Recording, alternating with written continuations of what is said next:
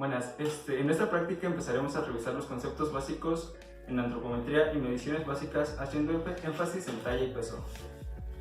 ¿Qué es y para qué sirve la antropometría? Bueno, pues la antropometría sirve para cuantificar la cantidad y distribución de los componentes nutrimentales que conforman el peso corporal del individuo, por lo que representa la técnica que permite no solo delimitar dimensiones físicas del individuo, sino también conocer su composición corporal, aspecto básico que se relaciona con la utilización de los nutrimentos en el organismo. Cuando esta composición corporal se desequilibra, se pueden desarrollar más de 40 síndromes resultantes de las bajas o altas concentraciones nutrimentales en el organismo. La antropometría representa un indicador objetivo para evaluar las dimensiones físicas y la composición corporal, y para el caso de los niños, permite evaluar el crecimiento lineal. Ahora me gustaría darte a conocer algunos puntos antes de comenzar con esta práctica. La medición del sujeto. Las mediciones antropométricas se toman en una gran variedad de situaciones que van desde el ámbito de la investigación al de la salud o al militar.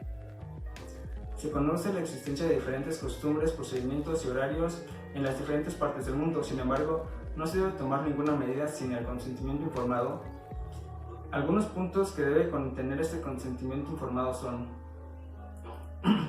el sujeto es libre de retirarse de las mediciones en cualquier momento sin ningún prejuicio para ellos.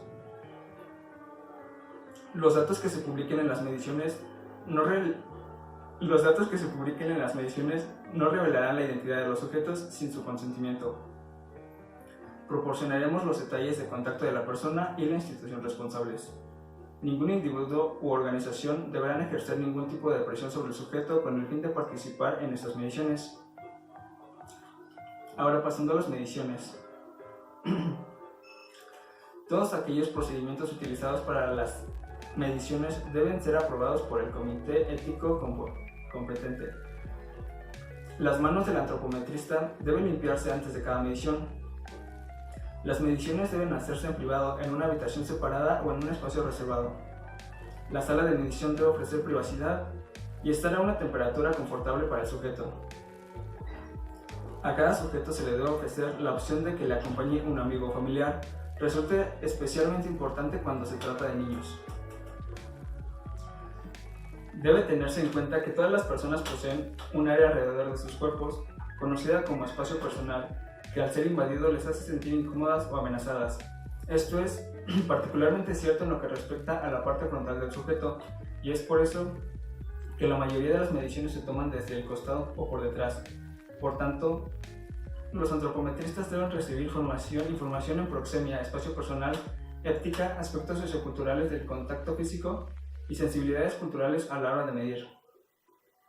Los antropometristas deben tener en cuenta que algunos sujetos pueden sentirse más cómodos si las mediciones son realizadas por personas de su mismo sexo. Siempre que sea posible, debe ofrecerse la oportunidad de ser medidas por antropometristas del mismo sexo. Deben establecerse claramente los procedimientos por escrito para abordar las quejas e incidentes que puedan ocurrir. Para continuar, vamos a trabajar lo que es el peso y estatura. Para esto vamos a definir lo que es masa corporal. La masa es la cantidad de materia del cuerpo y se calcula midiendo el peso, es decir, la fuerza que ejerce la materia en un campo gravitacional estándar. Para esta medida vamos a utilizar la báscula, una báscula especial de bioimpedancia que lanza electrodos desde abajo con metales y va recorriendo todo el cuerpo, mandándonos la cantidad de cada componente de nuestro organismo. Comprobamos que la báscula parte del cero. El sujeto debe permanecer en el centro de la báscula sin apoyo y con su peso distribuido equivalente en ambos pies.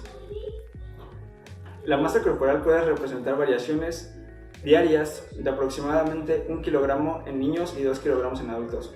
Los valores más estables son los que se obtienen durante la mañana de manera rutinaria después de las 12 horas sin comer y después de evacuar. Sin embargo, como no siempre es posible estandarizar el tiempo de medición, es importante anotar la hora y el día en que se tomaron estas medidas.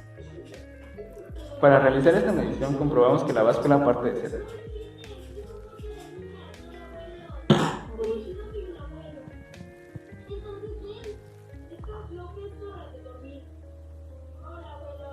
El sujeto está en una posición relajada con ambos brazos a los lados y con los 2 pies sobre la báscula. La segunda medida es talla o estatura, otros nombres altura.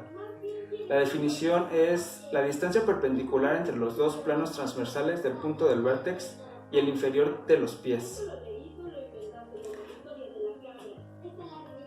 El material que se supone que tenemos que utilizar es el estadímetro, pero en este caso vamos a usar una cinta métrica y en la pared ya anotamos los centímetros que van de abajo hacia arriba.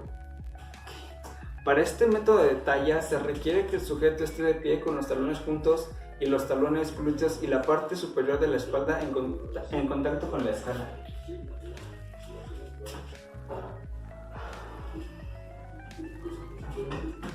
Los talones pegados a la pared, los glúteos pegados a la pared.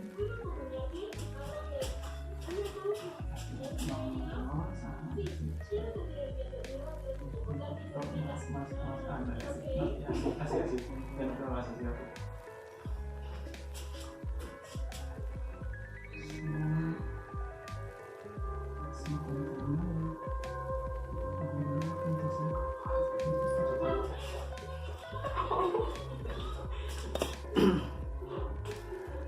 Para este método se tiene que poner también la cabeza en el plano de Frankfurt para que la medición sea más precisa.